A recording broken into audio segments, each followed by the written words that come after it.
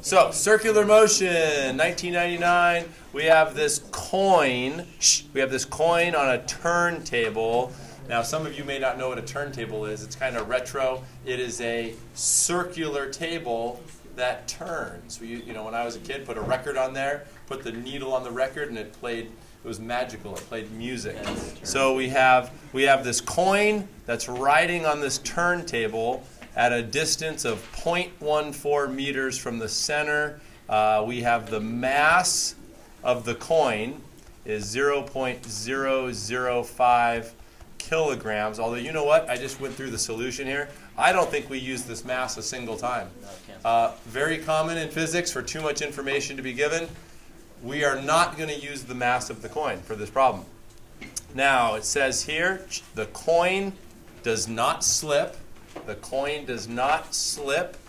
And the time it takes for the coin to make a complete revolution is 1.5 seconds. There's a special name for this term.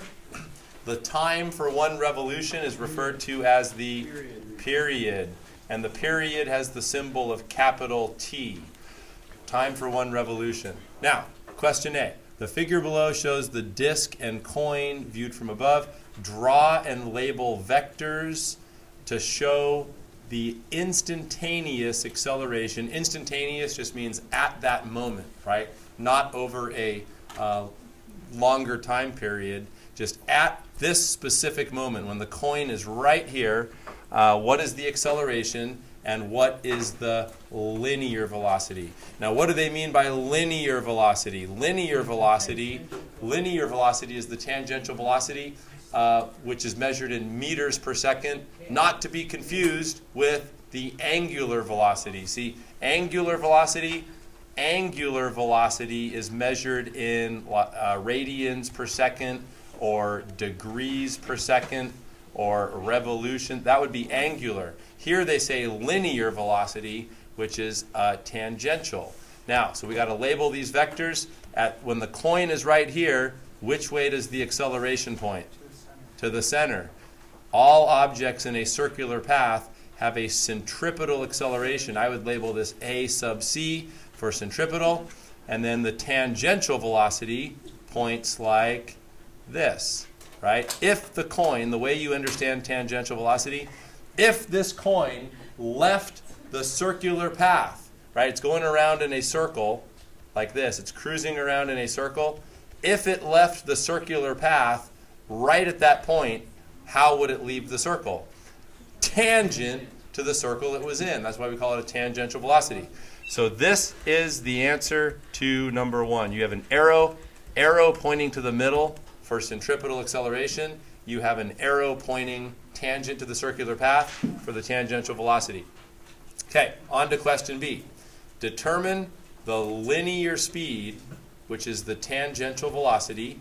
Determine the linear speed of the coin. Now, to do this, we need to do a free body diagram. Now, I'm going to do a free body diagram as if you're looking at the coin as it's coming straight at you. So you don't want to have this view right here.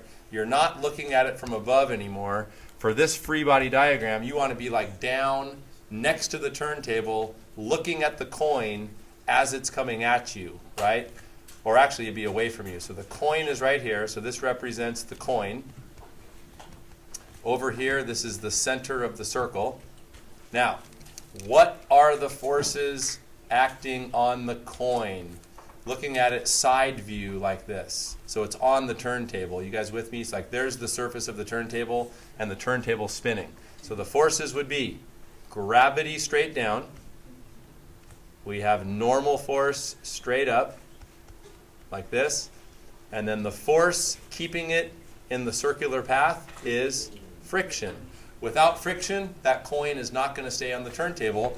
And then friction is equal to coefficient times normal force, and this is actually a static friction, which I know is weird because you're like, oh, the coin is moving, but if you think about it, is the coin moving in this direction?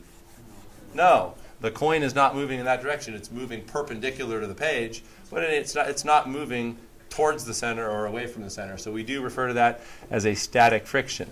And in fact, up here, right here, it says Oh my gosh, you know what I just realized?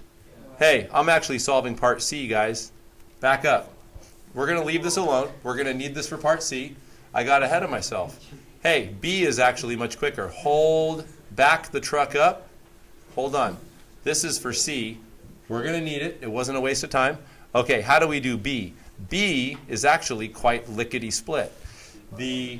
The definition of velocity, basic definition of velocity, and this is kind of cheating a little bit to say this, distance over time. That's cheating because technically velocity is displacement over time. But for circular motion, what you want to do is you want to do this. How far, watch, how far does this coin travel in one circle? What's the distance it travels? 2 pi r. It's the circumference. And then what do we call the time for one circle? The period. So this is the way we're going to find tangential velocity. You take the distance for one circle and then divide by the time, which is the period.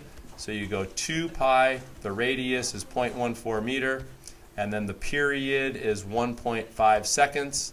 So this works out to be 0.586 meter per second, which the College Board rounded that just to 0.6, like that. So that's how you do part B. Now, back to what I was doing. Up here, we were starting to solve part C. So part C says the rate of rotation of the disk is gradually increased. Shh.